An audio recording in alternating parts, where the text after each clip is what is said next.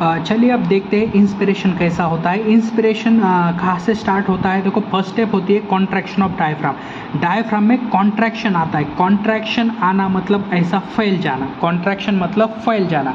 पहले क्या होता है, डायफ्राम जो ये पर्दा है कहाँ पे, लंग्स के नीचे के साइड में जो डायफ्राम है उसका कॉन्ट्रैक्शन होता है, मतलब वो फैल जाता है। ठीक है, डायफ्राम फैल गया। उसके बाद volume of thoracic chambers increases in antero posterior axis. अभी ये डायफ्राम कॉन्ट्रैक्ट हो जाएगा, डायफ्राम फैल गया, मतलब जो थोरेसिक चैम्बर है, थोरेसिक कैविटी में जो चैम्बर्स है उनका वॉल्यूम क्या हो जाएगा, इंक्रीज हो जाएगा। कैसा इंक्रीज हो जाएगा? Antero posterior surface. एंटेरियर मतलब सामने का, पोस्टीरियर मतलब पीछे का। तो आगे और पीछे एंटेरियो पोस्टीरियर सर्फेस का वॉल्यूम क्या हो जाएगा, इंक्रीज हो जाएगा। उसके बाद ये इंक्रीज हो गया वॉल्यूम, डायफ्राम का कॉन्ट्रैक्शन हो गया, antero posterior volume thoracic chamber का इंक्रीज हो गया। उसके बाद contraction of external intercostal muscle. Contraction मतलब फैलना, किसका फैलना? एक्सटर्नल इंटरकॉस्टल मसल, जो रिब्स होती है, रिब्स के पास इंटरकॉस्टल मसल होती है, वो भी क्या होती है, कॉन्ट्रैक्शन होती है, मतलब वो भी फैल जाती है। उसके बाद क्या होता है, lift up of rib end sternum. Rib और स्टर्नम लिफ्ट हो जाते हैं, मतलब ऊपर हो जाते हैं, और thoracic volume increases dorso ventral axis. ठीक है, डॉर्सो वेंट्रल मतलब आगे पीछे के एक्सिस में थोरेसिक का वॉल्यूम इंक्रीज हो जाता है। और रिब और स्टर्नम, स्टर्नम कहाँ पे है, लंग्स के फ्रंट साइड में, और रिब्स लैटरल साइड में, ये दोनों क्या होते हैं, लिफ्ट अप हो जाते हैं ऊपर, मतलब साइड हो जाते हैं, और थोरेसिक वॉल्यूम इंक्रीज होता है। ऐसा इंस्पिरेशन होता है। उसके बाद देखिए, थोरेसिक वॉल्यूम इंक्रीज हो गया, वो क्या करेगा, पल्मोनरी वॉल्यूम को बढ़ाएगा। Increase in thoracic volume cause pulmonary volume increase, और पल्मोनरी वॉल्यूम इंक्रीज हो जाएगा जब, अभी यहाँ पे समझ लो, वॉल्यूम इंक्रीज हो जाएगा मतलब ये सरफेस बहुत बड़ा हो जाएगा, तो इसका प्रेशर कम हो जाएगा। फॉर एग्जांपल एक बड़ा बलून है और एक छोटा बलून है, और सेम अमाउंट ऑफ एयर उसमें है, तो जो छोटा बलून होगा उसमें प्रेशर ज़्यादा होगा एज कम्पेयर टू बड़ा बलून। सो यहाँ पे पल्मोनरी वॉल्यूम, लंग्स का वॉल्यूम बढ़ गया है, सो उसका प्रेशर कम हो गया, उसके अंदर का प्रेशर कैसा हो जाएगा, decrease pulmonary pressure less than atmospheric pressure. So अब इंट्रा पल्मोनरी प्रेशर, लंग्स के अंदर प्रेशर कैसा है, कम है एटमॉस्फेयर के प्रेशर से, और एटमॉस्फेयर में प्रेशर ज़्यादा है, तो ये क्या होगा, एटमॉस्फेयर से पल्मोनरी, एटमॉस्फेयर से एयर कहाँ पे आ जाएगी, लंग्स में आ जाएगी, क्योंकि ये प्रेशर के कॉन्सेंट्रेशन ग्रेडियंट पे डिपेंड करता है, मतलब ज़्यादा से कम तरफ आता है। तो यहाँ पे एटमॉस्फेयर में ज़्यादा प्रेशर है, पल्मोनरी में कम प्रेशर है, सो एटमॉस्फेयर से पल्मोनरी मतलब लंग्स में क्या आ जाएगी, एयर आ जाएंगी। अब ये क्या करना, forces air from outside to move into lungs. Okay, और एक्सपायरेशन कैसा होगा, इंस्पायरेशन के ऑपोजिट। एक्सपायरेशन में क्या होगा, relaxation of diaphragm and intercostal muscle. जो डायफ्राम फैल गया था वो रिलैक्स हो जाएगा, अपनी जगह पे वापस आ जाएगा, और इंटरकॉस्टल मसल भी अपनी जगह पे वापस आ जाएंगी, जो रिब्स की इंटरकॉस्टल मसल है वो भी अपनी जगह पे वापस आ जाएंगी, और return of diaphragm and sternum to normal position, सब अपने स्टर्नम और डायफ्राम नॉर्मल पोजीशन पे आ जाएंगे। वो क्या करेंगे, रिड्यूस थोरेसिक वॉल्यूम, जो थोरेसिक वॉल्यूम है, थोरेसिक कैविटी का जो वॉल्यूम है वो कम कर देगी, और increase intra pulmonary pressure, pressure बढ़ जाएगा, कहाँ पे, थोरेसिक चैम्बर में प्रेशर बढ़ जाएगा, कहाँ, एटमॉस्फेयर का प्रेशर कम हो गया, थोरेसिक वॉल्यूम बढ़ गया, तो एयर अंदर से बाहर निकल जाएगी, that of expulsion of air, that is called expiration. Okay, breathe मतलब सांस लेना, हम क्या करते हैं, 12 से 16 टाइम्स पर मिनट, एक मिनट में हम 12 से 16 टाइम्स क्या करते हैं, ब्रीदिंग करते हैं। स्पायरोमीटर क्या काम करता है, ये क्वेश्चन नीट में पूछा जा सकता है। स्पायरोमीटर क्या काम करता है, major volume of air in breathing में कितनी वॉल्यूम ऑफ एयर हम अंदर ले रहे हैं या बाहर छोड़ रहे हैं, उसको कौन मेजर करेंगे, स्पायरोमीटर। ओके, रेस्पिरेटरी वॉल्यूम, अभी हम रेस्पिरेटरी वॉल्यूम की पढ़ाई करेंगे। तो पहला है टाइडल वॉल्यूम। टाइडल वॉल्यूम मतलब क्या, एयर एक्सपायर और इंस्पायरेट इन नॉर्मल रेस्पिरेशन, हम नॉर्मल रेस्पिरेशन कर रहे हैं, एयर छोड़ रहे हैं और अंदर रह रहे हैं, नॉर्मली कोई भी प्रेशर नहीं, कुछ नहीं, जब हम लेते हैं उसको बोलते हैं टाइडल वॉल्यूम, और टाइडल वॉल्यूम होता है 500 ml। नॉर्मली हम 500 ml एयर अंदर ले रहे हैं और 500 ml हम छोड़ रहे हैं, उसको बोलते हैं टाइडल वॉल्यूम। और ये पर मिनट कितना होता है, 6000 to 8000, एक सेकेंड, एक रेस्पिरेशन में 500 ml, तो हम कितने रेस्पिरेशन करते हैं, 12 से 16 टाइम एक मिनट में। सो एक मिनट में 500 गुना 12 16 कितना हो रहा, 6000 से 8000 ml। So tidal volume per minute is 6000 to 8000। ये कैसे आया? देखो एक रेस्पिरेशन में कितना है 500 ml, तो 12 से 16 रेस्पिरेशन में कितना हो जाएगा 6000 से 8000 ml हो जाएगा। और दूसरा देखेंगे IRV, intra inspiratory reserve volume, इसको क्या बोलेंगे? Forcible inspiration. IRV inspiratory reserve volume. Forcible inspiration में हम कितनी एयर अंदर ले सकते हैं? तो 2500 से 3000 एयर हम अंदर ले सकते हैं। ये याद रखना है, ये पूछा जा सकता है और नीट में क्वेश्चन आ चुका है। Inspiratory reserve volume, inspiratory reserve volume मतलब फोर्सिबल इंस्पिरेशन करेंगे तो हम अंदर कितनी एयर ले सकते हैं? 2500 से 3000 ml ले सकते हैं। ERV मतलब expiratory reserve volume, forcible expiration करेंगे तो हम कितनी एयर बाहर छोड़ सकते हैं? 1000 से 1100 ml हम एयर बाहर छोड़ सकते हैं।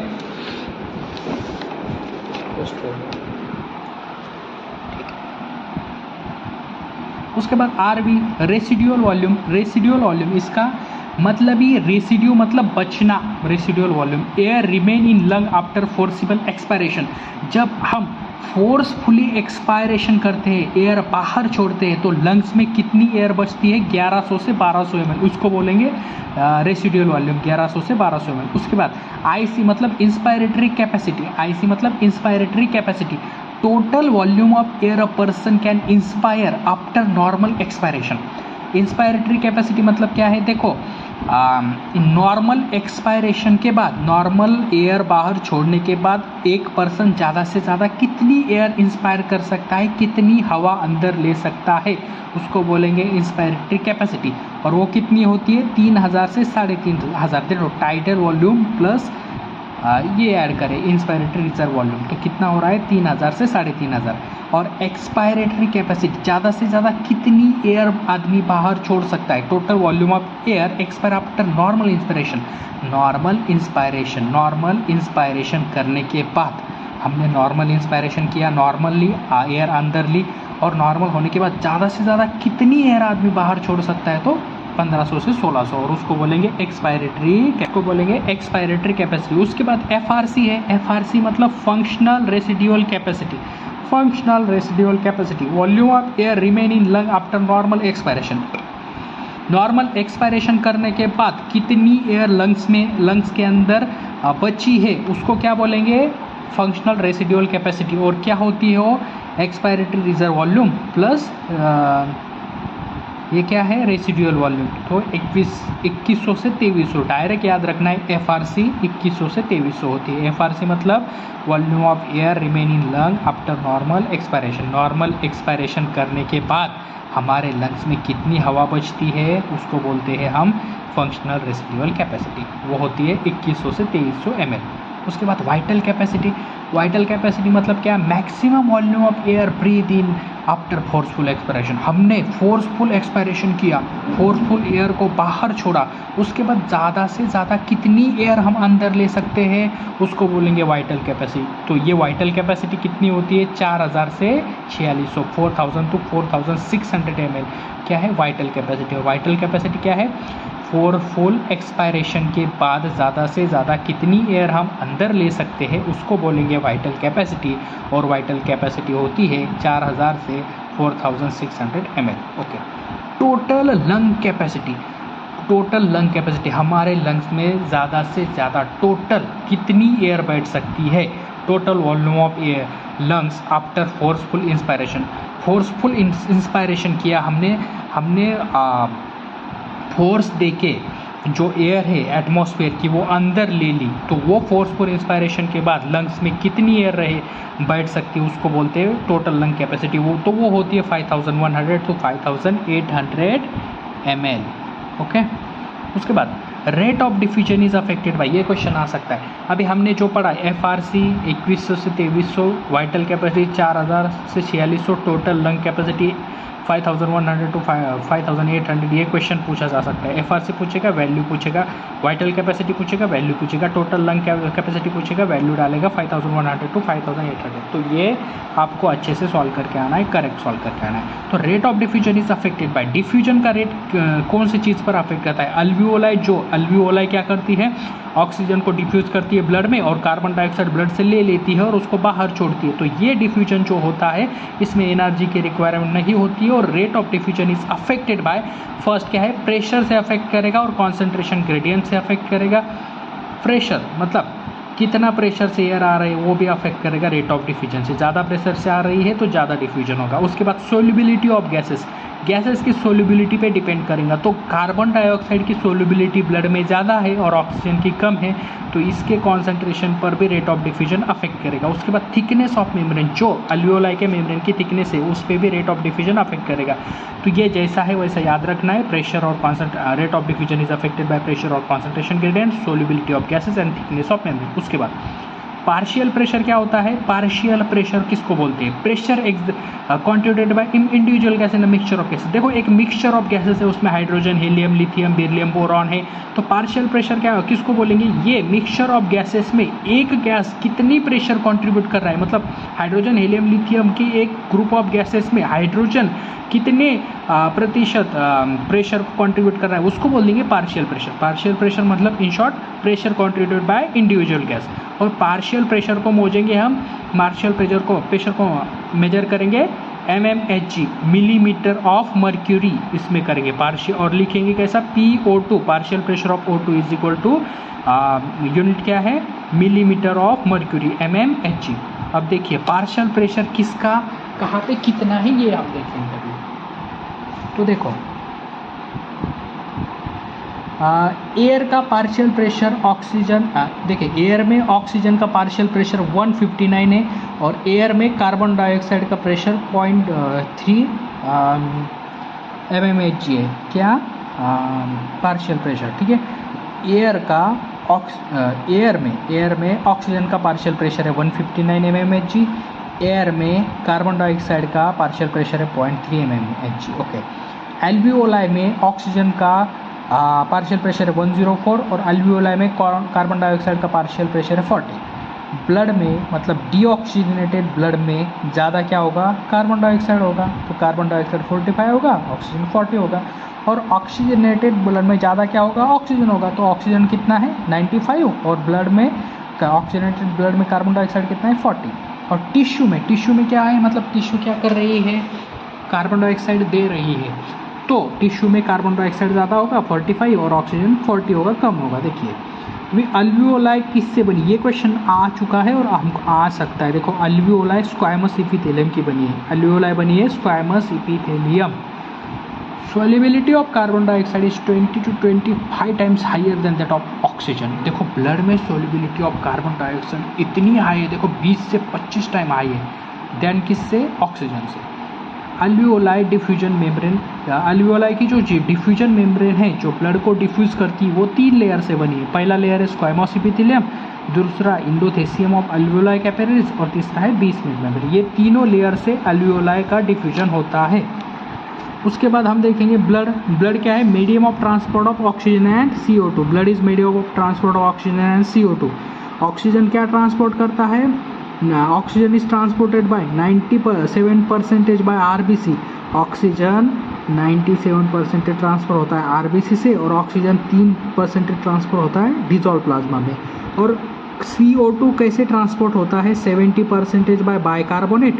CO2 को कौन ट्रांसपोर्ट करता है, CO2 कहाँ से आता है, टिश्यू से आता है। कहाँ पे आता है, अल्वियोलाई में। और कहाँ पर जाता है, नॉस्ट्रिल से बाहर जाता है एनवायरनमेंट में। तो CO2 कौन लाता है, 70% CO2 लाता है बाइकार्बोनेट मतलब SCO3 और 20 to 25% कार्बन डाइऑक्साइड लाता है RBC और 7% dissolve plasma. Okay. Oxygen bind to haemoglobin, oxygen का हीमोग्लोबिन को बाइंड करने के प्रोसेस को बोलते हैं ऑक्सी हीमोग्लोबिन। और ऑक्सी हीमोग्लोबिन ये कैसा है, रिवर्सिबल प्रोसेस है। ऑक्सी हीमोग्लोबिन कैसा प्रोसेस है, रिवर्सिबल प्रोसेस है। तो देखो haemoglobin carry 4 molecules of oxygen, ये क्वेश्चन आपको पूछा जा सकता है। हीमोग्लोबिन कितने मॉलिक्यूल कैरी करता है ऑक्सीजन के, तो 4 मॉलिक्यूल्स। Binding of oxygen with haemoglobin is related to partial pressure of oxygen, partial pressure of CO2, H plus concentration and temperature. Binding of oxygen with hemoglobin is related to partial pressure of oxygen, partial pressure of carbon dioxide, H plus का concentration और temperature. देखो oxygen dissociation curve आपको मैंने इतना अच्छे से ये extract बनाया है ना, इसके बाद आपको क्वेश्चन ही नहीं जाएगा, आपको इसको अच्छे से करना है। बस 2-4 बार इसको देखो, 2-4 बार आप सुनेंगे तो आपके पूरे क्वेश्चन सॉल्व हो जाएंगे। देखो ऑक्सीजन का डिसोसिएशन कर्व जो है वो कैसा है, सिग्मोइड कर्व है, और percentage saturation of haemoglobin with oxygen plotted against O2। देखो आपको क्या पूछेगा, ऑक्सीजन का डिसोसिएशन कर्व कैसा है, शेप क्या है, सिग्मोइड शेप है, एस शेप है, और किसके अगेंस्ट प्लॉट किया गया है, percentage saturation of haemoglobin with oxygen plotted against partial pressure of oxygen. Okay, अब देखो अल्वियोलाई हाई PO2 लो PCO2। अभी देखो अल्वियोलाई में क्या रहेगा, ऑक्सीजन हाई रहेगा क्योंकि एटमॉस्फेयर से ऑक्सीजन ला रहा है, कार्बन डाइऑक्साइड कम रहेगा, H प्लस भी कम रहेगा और टेम्परेचर भी कम रहेगा। तो देखो ये सूटेबल है किसके लिए, ऑक्सी हीमोग्लोबिन। ऑक्सी हीमोग्लोबिन मतलब हीमोग्लोबिन का ऑक्सीजन को अटैच होना, और कितने मॉलिक्यूल अटैच होते हैं, 4 मॉलिक्यूल। ओके, टिश्यू में क्या होता है, टिश्यू में अल्वियोलाई से उल्टा, यहाँ पे ऑक्सीजन लो होता है तो कार्बन डाइऑक्साइड हाई रहेगा, H प्लस हाई रहेगा और टेम्परेचर भी हाई रहेगा। टेम्परेचर हाई रहेगा मतलब कार्बन डाइऑक्साइड कैसी है, हॉट गैस है। Okay, dissociation of oxygen from oxy haemoglobin. अभी अल्वियोलाई में ऑक्सी हीमोग्लोबिन बना था और टिश्यू में आके उसका डिसोसिएशन होगा और क्या होगा, ऑक्सीजन टिश्यू तक पहुंच जाएगा। ओके ठीक है, oxygen bind to haemoglobin in lungs. देखो important point, oxygen bind to haemoglobin in lungs and get dissociated at tissue. Oxygen haemoglobin को लंग्स में बाइंड करेगा और टिश्यू पे डिसोसिएट करेगा। और ये क्वेश्चन बहुत बार आ चुका है कि 100 ml ऑक्सीजनेटेड ब्लड कितने ग्राम ऑक्सीजन कैरी कर देता है टिश्यू को, तो 100 ml of oxygenated blood delivers 5 gram of O2 to tissue और 5 ml of oxygen to tissue. देखो transport of oxygen CO2 plus haemoglobin, carbamino haemoglobin 20 to 25%।